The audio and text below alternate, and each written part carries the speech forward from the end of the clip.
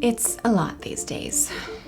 A never-ending pandemic, wars, violence, politics, the economy. Sometimes life feels totally overwhelming.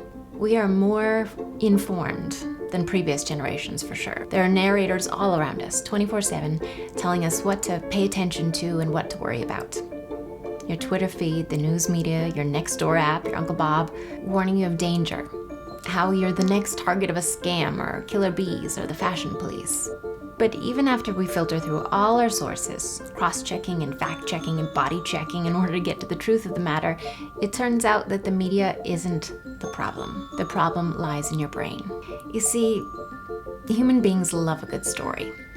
We love to cry with relief over the rescued ducklings, or celebrate when the child with the cochlear implants hears for the first time, or cheer when the bad guy finally gets his comeuppance. Oh, we love a good revenge story. And whether you care to admit it or not, you love some juicy gossip. You like sharing the first piece of information in a salacious story or sharing great news. And we love to share stories because it helps us understand our world. The sky is up and the earth is down. The good guys always win.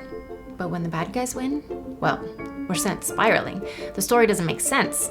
We dissect that story, poring over every last detail with our brain power to figure out exactly what went wrong so it will never, ever, ever happen again. Because we're the hero of our stories. It's human nature. A healthy brain makes it so.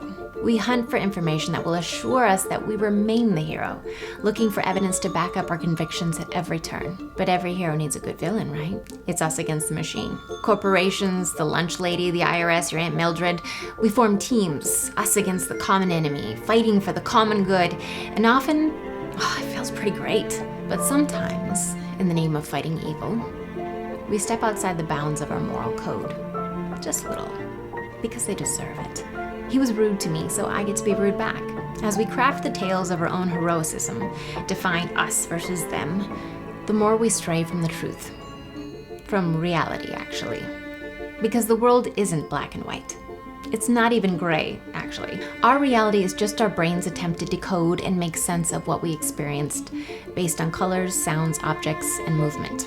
Our brain uses what few senses we have to guess what the world around us should feel and look like, and then it constructs a hallucination for us.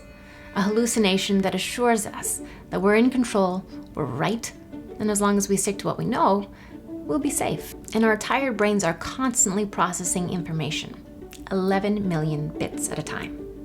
But we're only conscious of no more than 40. 40. There's a whole lot of information that we choose to sift out. Potentially important information. And forget about our memory bank, that sucker's faulty as all get out.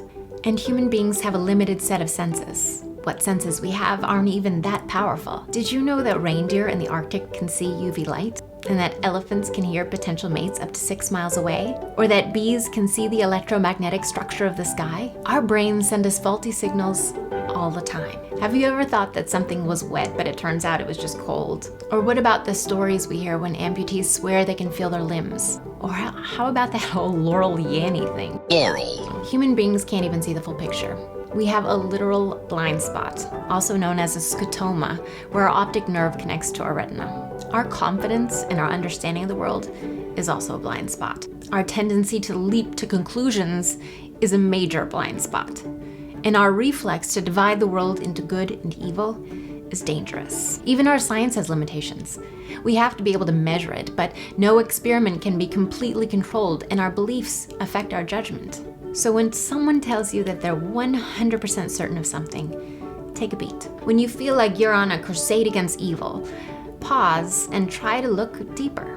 More often than not, the conflict in this world is a product of misunderstanding or ignorance. Remember that one day, in the not so distant future, someone is going to look back on the society that we live in today and think that we're bonkers.